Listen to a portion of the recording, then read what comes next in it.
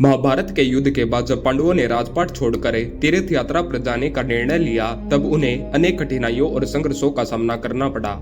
इसी यात्रा के दौरान एक ऐसी घटना घटी जिसने सभी को चौंका दिया। अर्जुन के पुत्र बब्रुवाहन और भीम के बीच हुए घमासान युद्ध की कथा। यह एक ऐसी कहानी है जो केवल युद्ध कौशल की नहीं बल्कि भाग्य, प्रेम और प्रतिशोध की भी बात करती है।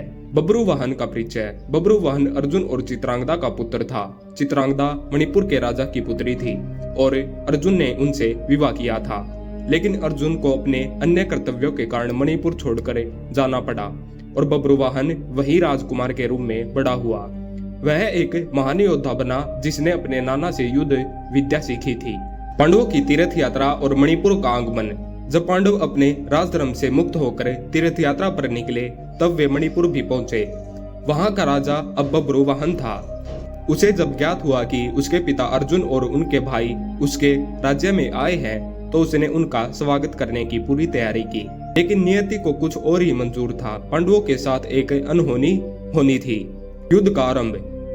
मणिपुर में प्रवेश करते ही भीम को अहंकार हो गया कि वे अब भी अपराजय हैं।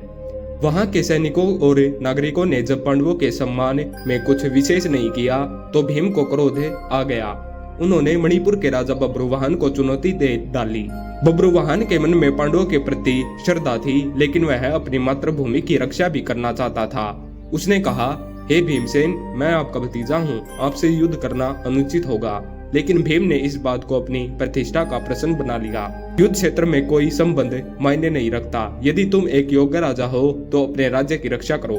बब्रुवाहन को कोई और विकल्प नहीं दिखा। उसने भीम की चुनौती स्वीकार कर ली।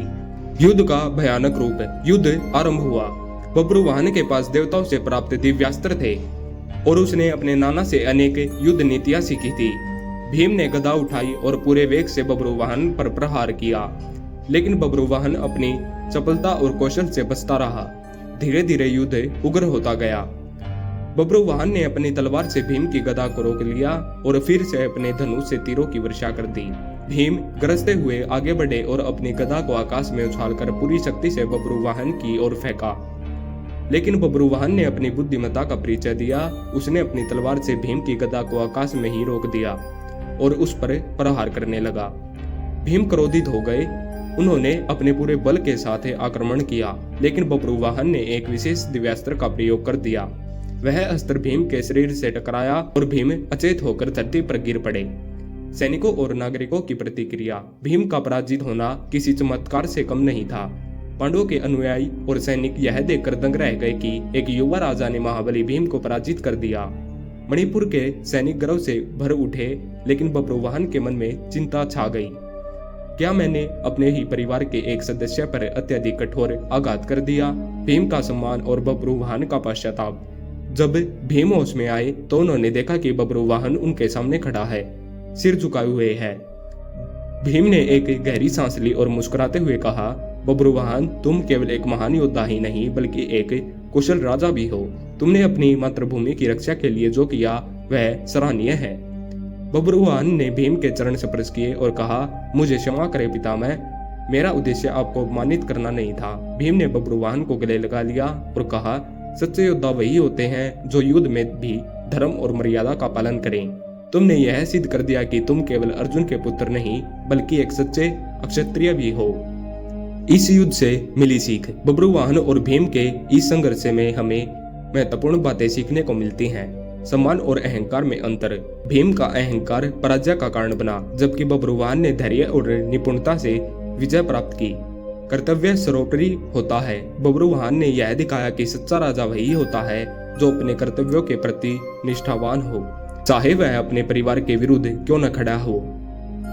परिवार से बढ़कर धर्म होता है।